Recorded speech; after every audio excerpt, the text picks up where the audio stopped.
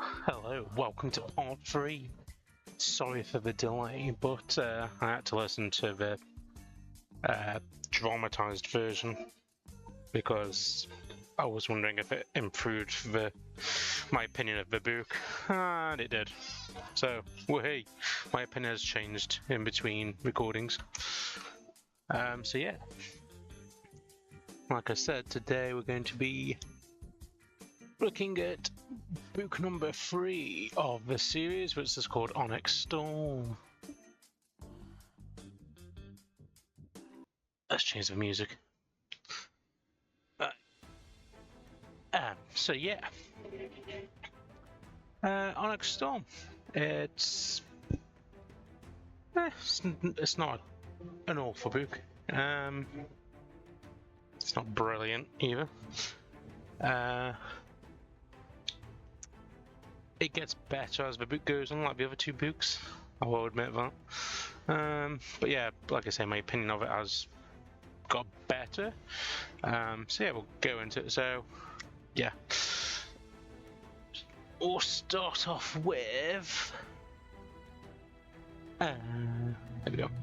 We'll start off with where we left off from the second book, which is the shock surprise that Xaden is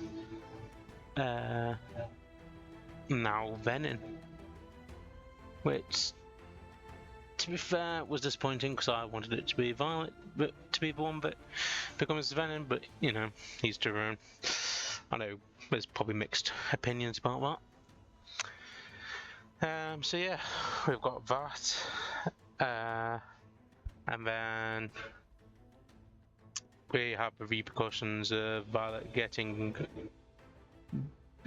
through the grieving process, I should say, of her mother dying.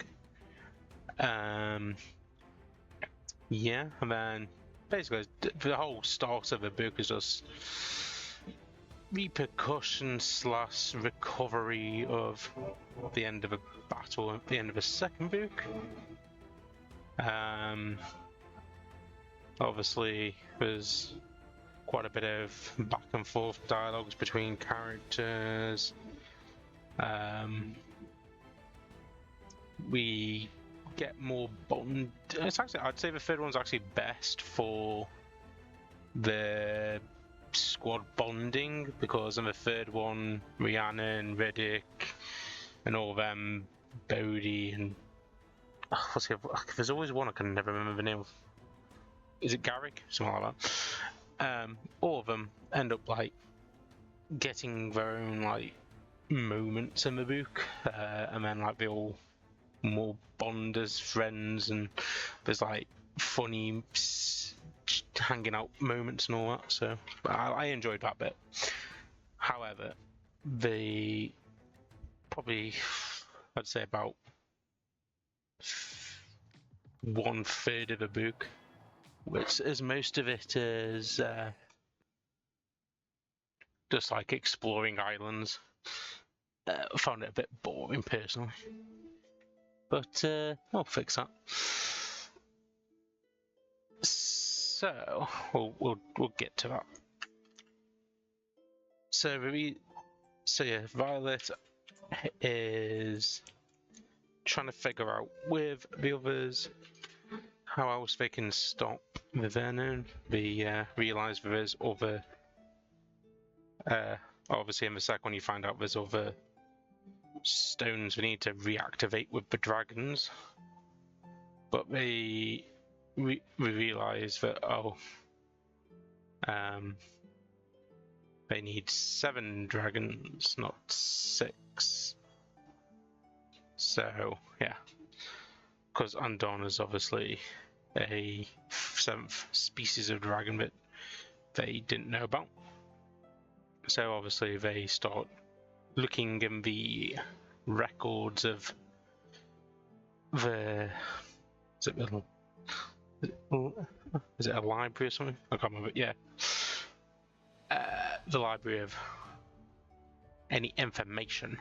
So this is where Violet's friend, can never pronounce the name, but the deaf one, Or she just can't speak. I can't remember whether she's deaf or she just can't speak.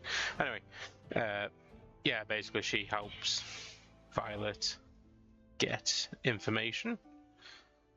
And then, yeah, there's some back and forth arguments with the head honcho army people, like that general guy that's got the biggest dragon. One who's got that weird ability that can predict the outcome of battle. That's, to be fair, it's a bit of an overpowered power, if I'm honest with you.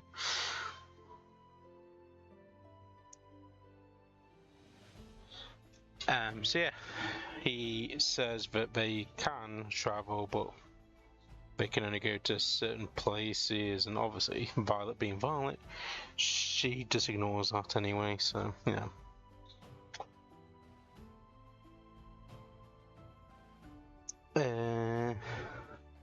Oh, we also have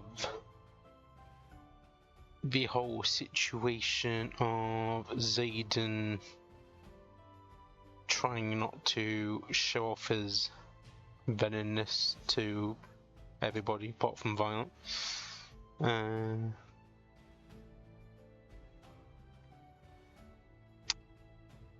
I think that's everything in that section. So we'll talk about the islands. So let me get my map, because I definitely have some of them. That one. There we go, there's the map. So if you care to notice, on the bottom right of the map of the islands that we visit. Yeah, the bottom right, yeah. Well, bottom and middle right. But yeah. We explore them islands in Book 3, which are kind of, they are interesting, but most of the dialogue stuff's boring in them. So there's one island where they have to go recover something for one of the Griffin people. I can't remember exactly what the item was, but they end up encountering Venom and there's a big fire, etc. And Mia ends up getting the item before everywhere gets caught on fire.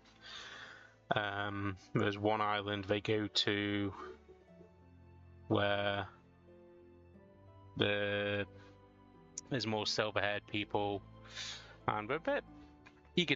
We're not eager to psychopathical. They make them all play Violet and her squads play a game, and they have to, like, they get a gift, and depending on what the gift is, something happens to them. So, for example, one of the squaddies, I can't remember exactly. Let me see if I've written it down on my notes what his name was. And then let's see what his name was. I didn't actually put what his name was. But yeah, basically one of the squaddies get killed, and that kind of cheeses the others off. And then there's another island where we encounter, plot twist, Zayden's mother. And she's like this high up person. I don't know if she's married to the kid. I think she's just a servant or something. I don't know. But yeah, they have like this fancy banqueting meeting with the king of the island, and he tries to poison everybody, but Violet's on the exact same thing, which is quite funny. So that's an interesting scene. And then we've got an emotional scene where Violet's trying to cure, I believe it was Garrick, I think. I can't remember. It's been about 5 days since I listened to it, because I can't remember the names.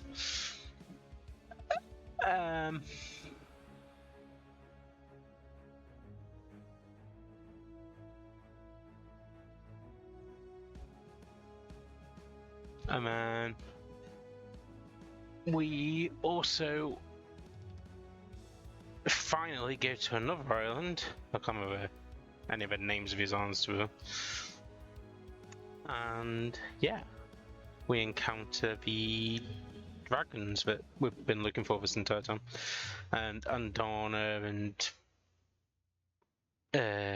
Terran have a bit of a conversation and all that. It's weird because the other humans, apart from Zayden and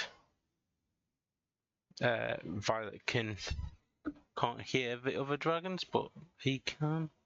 It's a bit weird. So yeah, there was that. Basically, they said they won't help.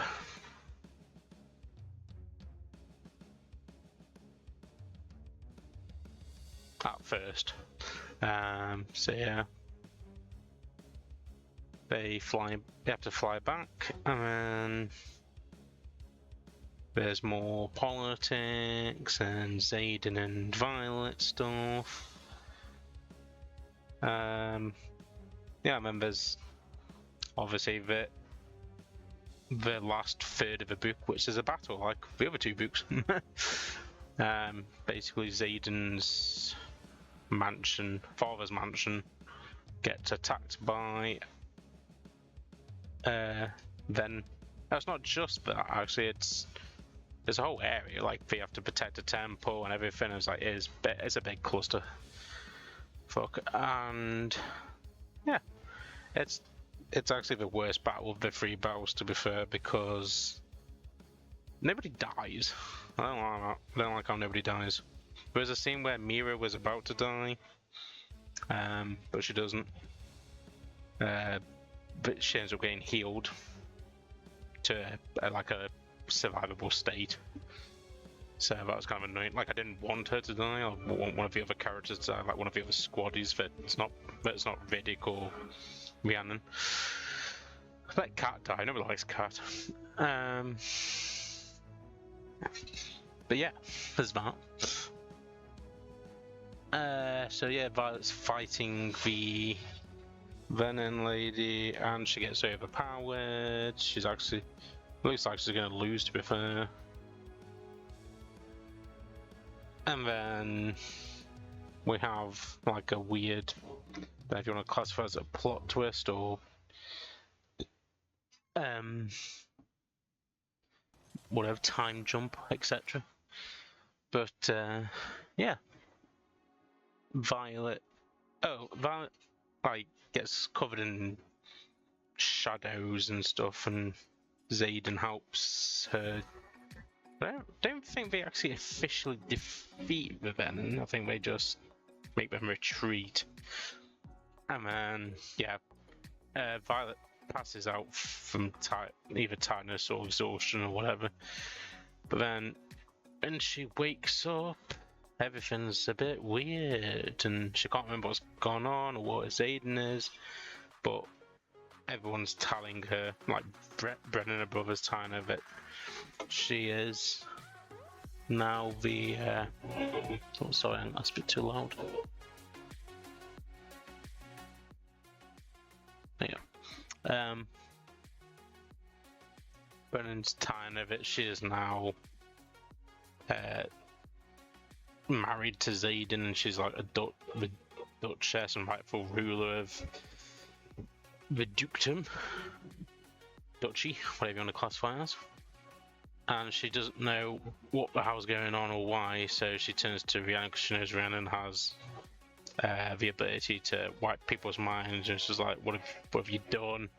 She's like, what you asked me to do. And then like that's the whole bum bum bum plot plot twist end. So I thought that was a bit weird, but yeah, I mean, it's a good plot twist because it's going to make people read the fourth book, obviously. I will read the fourth one. Hopefully it's going to be better than the third one, because at the moment the second one was my favourite, followed by the first one and the third one. Yeah, number 3 was. I was indifferent. I didn't really care that much about it. Like, it was enjoyable listening, but it feels like a one and done book for me. I'd read the first 2 books again. But yeah, overall, it's just not very. I don't know. There's not much excitement going on. Maybe it's just because of the books I'm used to listening to or something. I don't know. It wasn't for me. But yeah, it's just one of them things. It's not for everybody. I wouldn't say it was a bad book, and I wouldn't tell people not to read it or listen to it or etc. But yeah, yeah. I don't really have that much else to say, really. Other than feel free to try it out for yourself, and yeah. Hopefully you will come and see some future videos. I plan on making some more videos of some other audiobooks soon, hopefully. So if you did enjoy these, make sure you check them out as well. But yeah, overall, I'd give this particular book probably about a 6 or a 7 out of 10. As a trilogy series, I'd give it a 7. So yeah, that's my review. Thanks for watching.